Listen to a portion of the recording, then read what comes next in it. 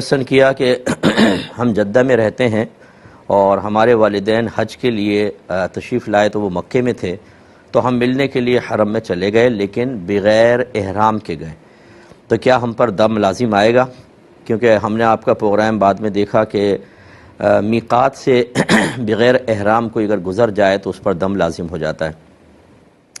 دیکھیں، مسئلہ یہ ہے کہ جو عمرہ کرنے والے یا حج کرنے والے تین طرح کے ہوتے ہیں۔ ایک تو وہ جو میقات کے باہر سے آتے ہیں، ان کو میقاتی کہتے ہیں یا آفاقی کہا جاتا ہے۔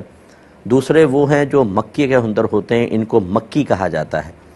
اور بعض ایسے ہوتے ہیں جو حدود حرم کے باہر اور میقات کے اندر رہتے ہیں، حدود حرم کے باہر میقات کے اندر، ان کو حلی کہا جاتا ہے۔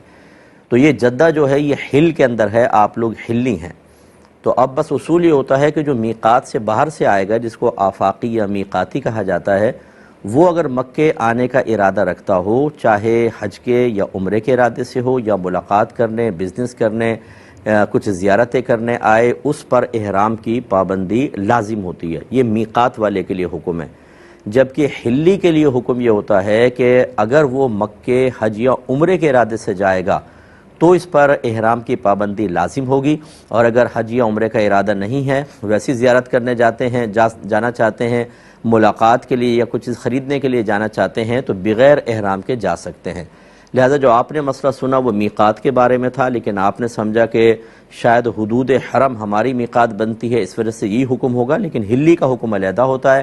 آپ بس حج یا عمرے کی نیت سے جائیں گے تو احرام کی پابندی لازم، اور پھر اگر آپ بغیر احرام کے گئے تو حکم ہوگا۔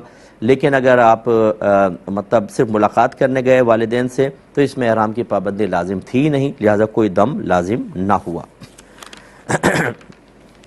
ایک ہی کسی نے کہا